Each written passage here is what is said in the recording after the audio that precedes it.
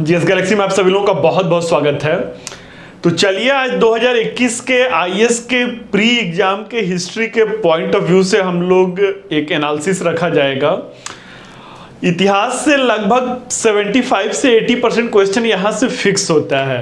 जो लगभग 10,000 ईयर्स की आप लोग हिस्ट्री पढ़ते हैं, तो 10,000 ईयर की हिस्ट्री में एज ए सिविल सर्विस के एस्पायरेंट के नाते आपके पास वो कैपेसिटी नहीं होती है कि आप जीएस के सारे सिलेबस को याद कर पाएं। ना तो इतना बड़ा सेगमेंट आपको ज्योग्राफी पढ़ना है, हिस्ट्री पढ़ना है, पॉलिटी पढ़ना है, इकोनॉमिक्स पढ़ना है, साइंस टेक पढ़ना है, और करेंट अफेयर्स भी अपने आप में पूरा एक वाइड रेंज को समाहित किया हुआ रहता है। तो हिस्ट्री के पॉइंट ऑफ व्यू से अगर देखा जाए तो पिछले लगभग 17-18 वर्षों से as an student, as an aspirant और पिछले 6-7 सालों से एज एन फैकल्टी के रूप में अपना जो एक अनुभव है वहां से एक फिक्स क्राइटेरिया से ही क्वेश्चंस पूछे जाते हैं। इसी को ट्रेंड एनालिसिस कहा जाता है। तो अब अगर देखा जाए तो लगभग आप लोगों का 1 महीने 1.5 महीने के आसपास में समय बच रहा है प्री के लिए। तो इस दृष्टिकोण से आप लोगों का रुझान क्या होना चाहिए, इतना श्योर है कि आप लोग एक बार पूरा कंप्लीट सिलेबस को 1-2 बार गो थ्रू कर चुके होंगे। अब आपको उस एरिया पे मूव करना है जहां पर एक रेगुलर इंटरवल पे क्वेश्चंस पुटअप किए जाते हैं। इसे कोर एरिया कहा जाता है या इसे एक पोटेंशियल एरिया कहा जाता है, जहां से लगभग हर साल प्रश्न पूछे जाते हैं। तो आइए जो है इंपॉर्टेंट सेगमेंट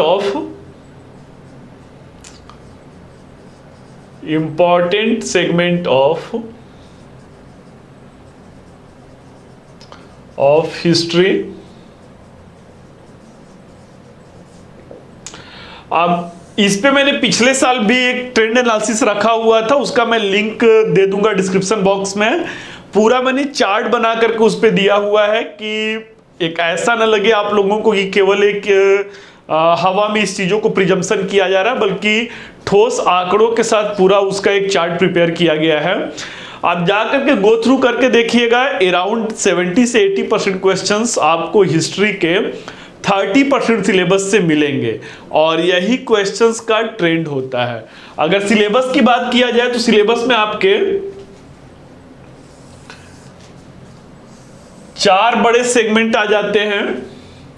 पहला एंशिएंट हिस्ट्री है, दूसरा मिडाइवल हिस्ट्री है, तीसरा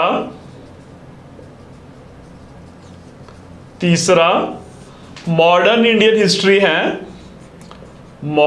इंडियन हिस्ट्री है, और चौथा आर्ट एंड कल्चर का सेगमेंट आता है।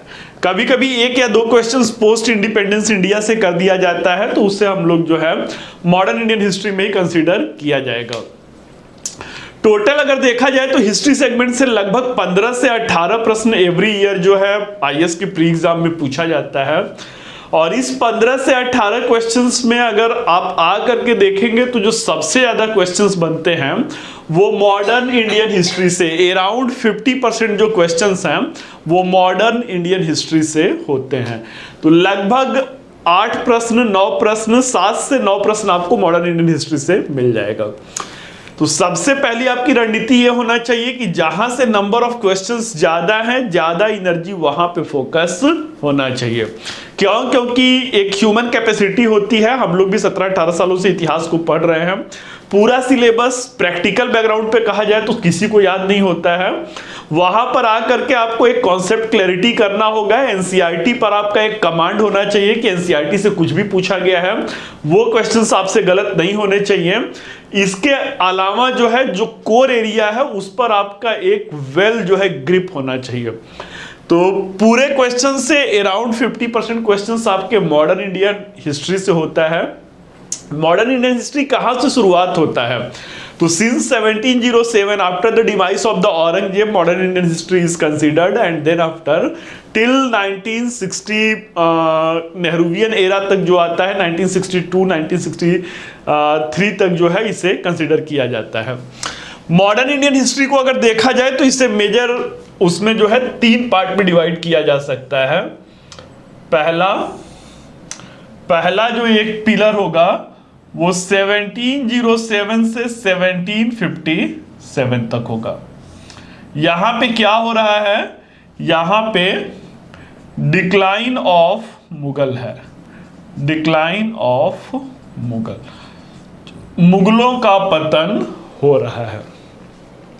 इसके बाद का जो आपका सेगमेंट आता है वो 1757 से 1857 आता है। यहां पर क्या होगा, expansion of British empire, expansion of British empire. तीसरा जो सेगमेंट आपको मिलेगा वो 1857 से 1947। ये सेगमेंट क्या है, rise and expansion of Indian national movement, भारतीय राष्ट्रीय आंदोलन का उद्भव और प्रसार। एक सेगमेंट जो मैं क्लासेस में बताता हूं आप लोगों को, वो सेगमेंट होगा थीमेटिक टॉपिक का, थीमेटिक टॉपिक। इस थीमेटिक टॉपिक किसे कहते हैं, थीमेटिक टॉपिक का जो सरोकार होता है वो किसी एक यूनिट से ना हो करके वो पूरे एक ब्रॉडर सेगमेंट को अपने में कवर अप करता है, पूरे मॉडर्न इंडियन हिस्ट्री के एक बृहद कालखंड को अपने आप में समाहित करता है। जैसे कि आधुनिक भारत में जो कॉन्स्टिट्यूशनल डेवलपमेंट है, संवैधानिक विकास है, ये एक थीमेटिक टॉपिक है। ये रेगुलेटिंग एक्ट से आपका शुरू होगा और एक्ट ऑफ 1947 तक आएगा। इसके बाद भारतीय राष्ट्रीय आंदोलन में जो महिलाओं की भूमिका है, role of womens in the Indian national movement. आजकल अगर आप देखेंगे तो महिलाओं से एक क्वेश्चंस वो पूछ रहे हैं, इधर वो कहीं से भी क्वेश्चंस हो सकता है। सरोजिनी, जैसे कि 2016 में इन्होंने एनी बेसेंट से क्वेश्चन पूछा हुआ था कि भारतीय राष्ट्रीय कांग्रेस की पहली महिला अध्यक्ष कौन सी थी। सरोजिनी नायडू पे इन्होंने क्वेश्चन पूछा हुआ है, उषा मेहता पे, अरुणा आसफ अली पे इन्होंने क्वेश्चन पूछा हुआ है, लक्ष्मीबाई पे क्वेश्चंस पूछा गया है। तो वुमेन्स को आप लोग एक पोटेंशियल जोन के रूप में समझिए, मॉडर्न इंडियन हिस्ट्री में ये बहुत ही इंपॉर्टेंट हो जाता है। इसके अलावा ब्रिटिश भारत में किसान आंदोलन, इसको भी आपको ओरिजिन से लेना है, मींस की इंडिगो रिवॉल्ट से लेना है। नील विद्रोह से लेकर के तेभागा आंदोलन तक, 1857 के विद्रोह के बाद जो नील आंदोलन हुआ था, नील आंदोलन 1859 से आपको लेना है, और तेभागा आंदोलन 1946 तक किसान आंदोलन को कवर करना है। ब्रिटिश भारत में मजदूर आंदोलन है, the great Indian peninsular railway के जो स्ट्राइक हुए थे 1899 से शुरू करना है, और इससे भारत की स्वतंत्रता तक जो भी लेबर इनका अपना स्ट्राइक चल रहा है या मूवमेंट चल रहा है उसके साथ कोरिलेट करना है। इसके अलावा अगर देखा जाए तो थीमेटिक टॉपिक में और भी कुछ आपके इश्यूज आ जाते हैं, जैसे ब्रिटिश भारत में क्रांतिकारी गतिविधियां हैं। तो क्रांतिकारी गतिविधियां ये चापेकर बंधु रहते हैं, चापेकर बंधु और सावरकर से लेकर के आपको मास्टर दास तक और कल्पना दत्त तक कवर अप करना है। तो इस तरीके के जो थीमेटिक टॉपिक हैं जिनका सरोकार एक बृहद कालखंड से होता है, उसे यहाँ पे लेना है। अब मैंने कहा कि पूरे हिस्ट्री के सेगमेंट में से अराउंड 50% क्वेश्चंस केवल मॉडर्न इंडियन हिस्ट्री में हैं। मॉडर्न इंडियन हिस्ट्री के मैक्सिमम क्वेश्चंस अगर आप देखेंगे, एक्सेप्शन होता है, मैक्सिमम क्वेश्चंस जो होते हैं वो 100 इयर्स की हिस्ट्री और इस थीमेटिक टॉपिक से पूछे जाते हैं। मीन्स कि आप जा करके देखिएगा, डिक्लाइन ऑफ मुगल में आपको रेयर में यहां से क्वेश्चंस मिलेगा, एक्सेप्शनली यहां से क्वेश्चंस आपको मिलेगा जो 1707 से 1757 जहां पर अराइवल ऑफ यूरोपियंस भी हो रहा है, यूरोपियों का आगमन भी हो रहा है, और इसी के साथ साथ जो है डिक्लाइन ऑफ मुगल हो रहा है और राइज ऑफ रीजनल स्टेट्स हो रहे हैं। तो यहां से एक्सेप्शनली पिछले 10 सालों में आपको 1 या 2 क्वेश्चंस मिलेगा तो इसे आप अपवाद के रूप में देखेंगे। फिर से मैं कह रहा हूं कि एनसीईआरटी को आप कवर अप कर लेंगे, बिपिन चंद्रा का जो ये सेगमेंट दिया हुआ है उसे पढ़ लेंगे। अब ऐसा ना हो कि इस समय पे आप स्पेक्ट्रम भी इसी सेगमेंट को पढ़ रहे हैं। इसके अलावा जो एक्सपेंशन ऑफ ब्रिटिश एम्पायर है, यहां से भी ऑलमोस्ट जो है नेग्जेबल क्वेश्चंस आपको मिलेंगे, लगभग नहीं के बराबर क्वेश्चंस यहां से भी आपको मिलेंगे।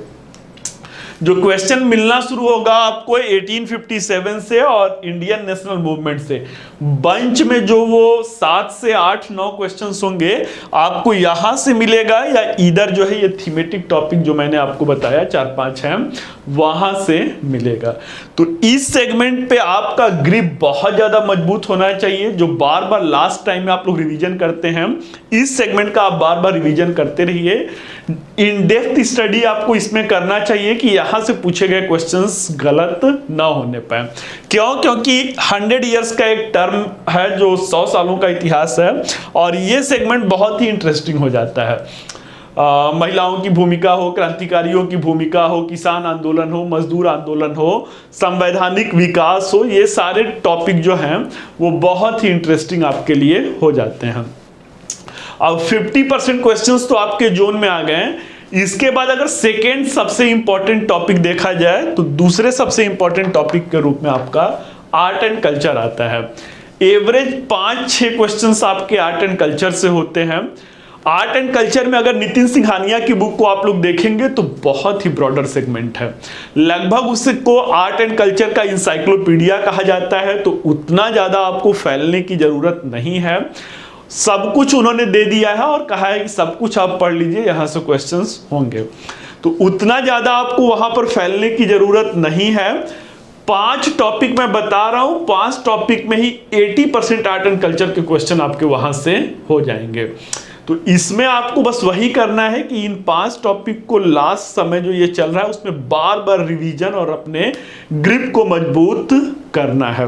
अब ये 5 टॉपिक कौन कौन से यहां पे आते हैं, तो आर्ट एंड कल्चर के अगर इन 5 टॉपिक्स की बात किया जाए तो सबसे पहले आपका आर्किटेक्चर वाला यूनिट आ जाता है।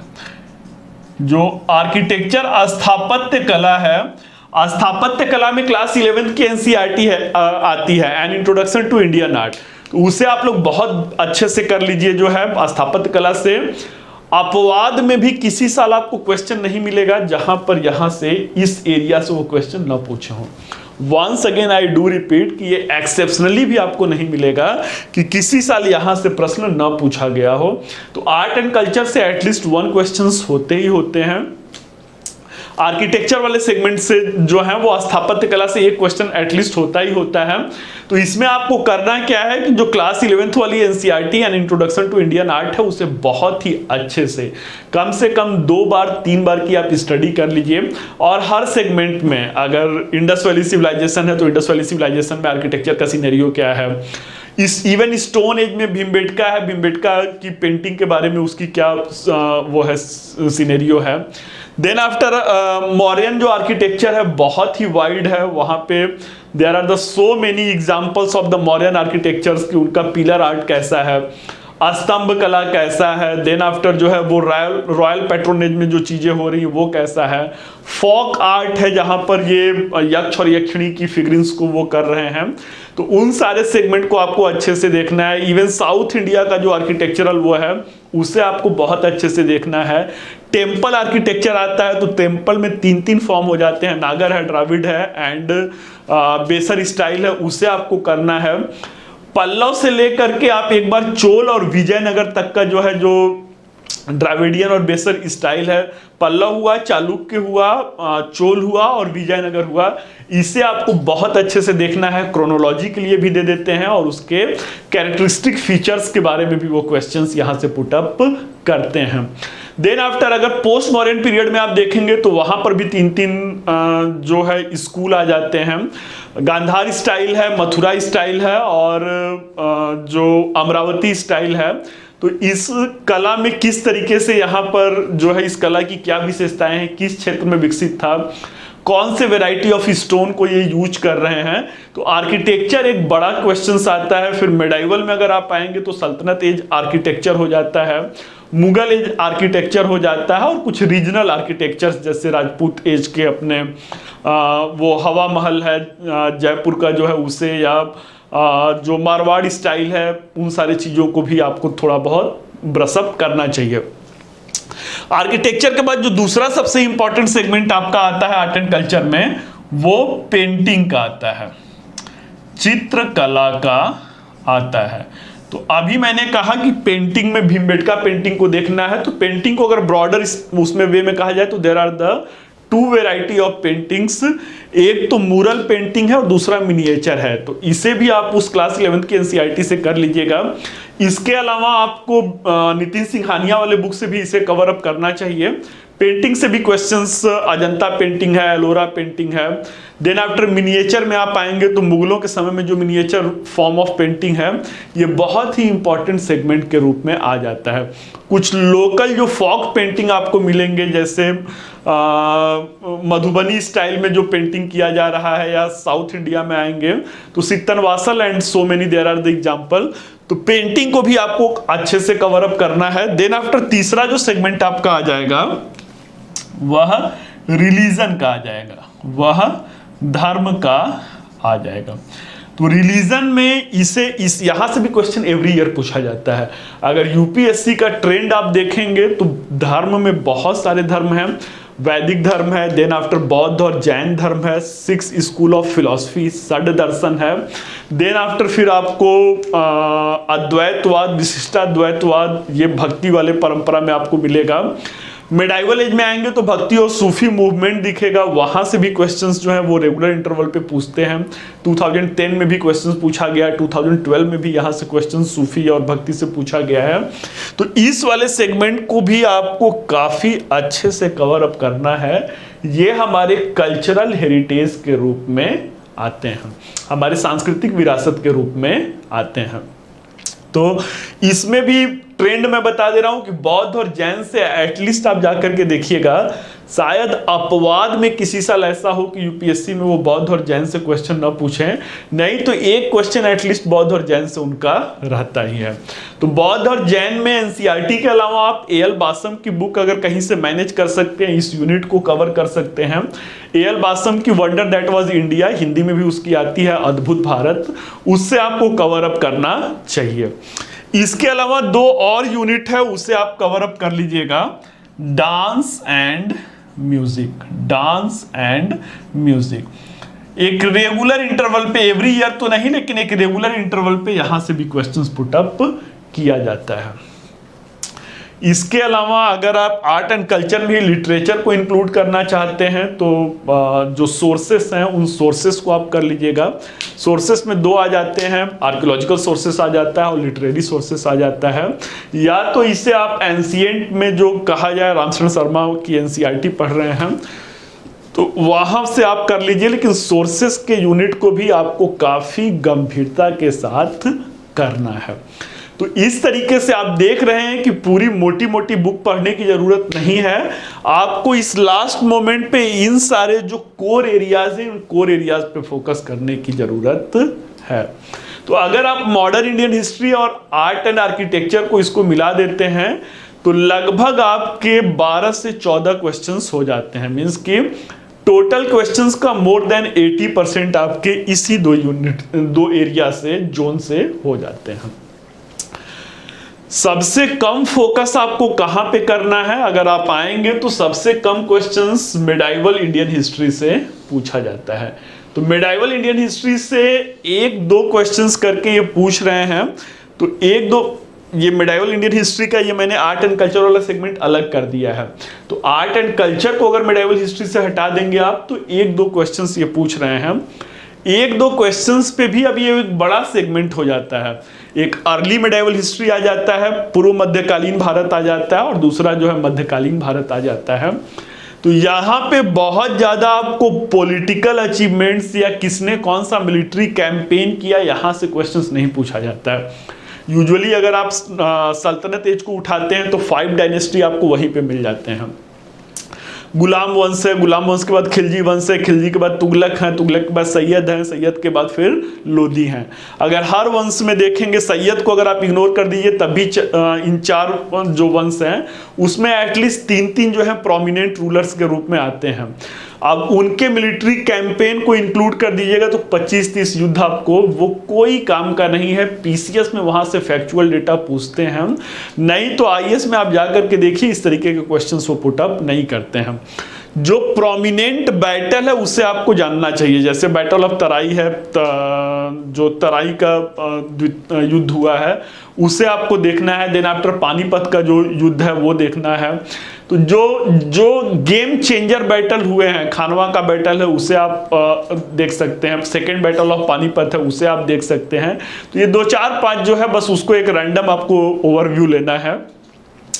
यहाँ पे जो आपके काम की चीजें हैं अगर देखेंगे आप, एनालिसिस करेंगे इन डेप्थ, तो एडमिनिस्ट्रेशन से और कुछ कीवर्ड से क्वेश्चंस पूछ रहे हैं। एडमिनिस्ट्रेशन में अगर आप जाके देखिए तो वो खुद मुकद्दम से क्वेश्चन पूछे हुए हैं, इक्ता से क्वेश्चन पूछे हैं, न्यायंकार सिस्टम से क्वेश्चंस पूछा गया है। तो इस तरीके से, या देन आफ्टर सरकार जो मुगलों के समय में है वहां से क्वेश्चन पूछा गया है। तो एडमिनिस्ट्रेशन के पार्ट को आप अच्छे से देख लीजिए। चोला एडमिनिस्ट्रेशन होता था, चोला एडमिनिस्ट्रेशन में जो उनका लोकल एडमिनिस्ट्रेशन है, स्थानीय प्रशासन है, उसको आपको अच्छे से कवर अप करना है। देन आफ्टर फिर आपको ये सल्तनत काल का प्रशासन में केंद्रीय प्रशासन से लेकर के जो उनका स्थानीय प्रशासन है, मुगलों के प्रशासन को अच्छे से देखना है और इनके जो कुछ महत्वपूर्ण जो है ऑफिशियल हैं, जो महत्वपूर्ण पदाधिकारी हैं, उसे आपको कवर अप करना है। इसके अलावा आपको कुछ कीवर्ड हैं जो टेक्निकल वर्ड हैं, वो एनसीईआरटी के लास्ट में भी आपको मिल जाएगा, या कोई भी ऑथेंटिक बुक राइटर आप पढ़ रहे हैं, अगर आप सतीश चंद्र की बुक आपके पास है तो उनके भी बैक साइड में आप जाएंगे तो वहां पर भी वो टेक्निकल वर्ड आपको मिल जाएंगे। जैसे पट्टिकल क्या है, घटिका क्या है, तो इन सारे शब्दों को एनसीईआरटी पढ़ते समय आ जाए तो उसे आप हाईलाइटर से हाईलाइट कर दीजिए, वही सारे क्वेश्चंस यहां से पूछे जाते हैं। एंशिएंट हिस्ट्री से देखा जाए तो वही हाल, जैसे 1-2 क्वेश्चन मेडाइवल से होता है तो 2-3 क्वेश्चंस जो है वो एंशिएंट हिस्ट्री से होता है। जबकि सेगमेंट के अगर रेशियो से देखेंगे तो 70-75% जो सिलेबस है वो यही 2 कवर अप करते हैं। तो यूपीएससी डिमांड करती है कि आपके पास स्मार्टनेस कैसा है, कि स्टूडेंट के अंदर वो वही देखना चाहते हैं कि वो बहुत लेबोरियस नहीं, उनको स्मार्ट लोग चाहिए। तो अगर एक स्टूडेंट को ये ट्रेंड एनालिसिस नहीं पता है तो वो मैक्सिमम एनर्जी एंशिएंट और मिडाइवल पर ही पुट अप करेगा। जबकि यहाँ से आने कितने हैं, यहाँ से आपके 4-5 क्वेश्चन से ज़्यादा मैक्सिमम अगर रहेगा तो 4-5 क्वेश्चन रहता है। अब इसे अब 4-5 क्वेश्चंस को भी इग्नोर नहीं किया जा सकता है। मैं ये भी नहीं कर रहा हूं कि आप इसे मत देखिए, लेकिन इसे आपका सोर्स मटेरियल क्या होना चाहिए, ओनली एनसीईआरटी। ओनली एक बड़ा सेगमेंट है, स्टोन एज से लेकर के मुगलों तक अगर आप देखेंगे तो यही आपका लगभग 5-6 हजार साल, स्टोन एज में अगर आप पैलियोलिथिक कंसीडर कर लेंगे तब तो बहुत ज्यादा हो जाएगा, तो 5-6 हजार सालों का तो यही इतिहास है।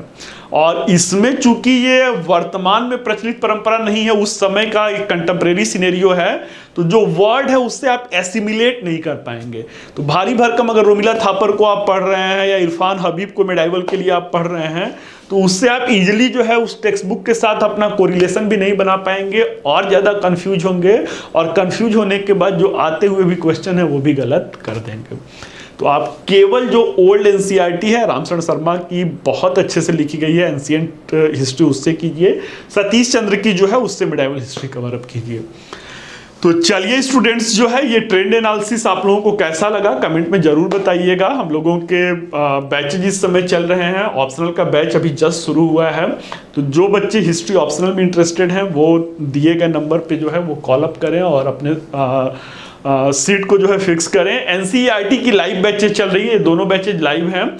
इवनिंग सेशन है कि जो जॉब के लोग हैं वो जॉब ओरिएंटेड स्टूडेंट या एस्पायरेंट भी जो है वर्क फ्रॉम होम के बाद भी इसे कर सकते हैं। तो ठीक है स्टूडेंट, चलिए ऐसे ही किसी और वैल्यूएबल वीडियो में आपके साथ एक बार फिर से मिलूंगा। तब तक के लिए wish you all the best. Thank you.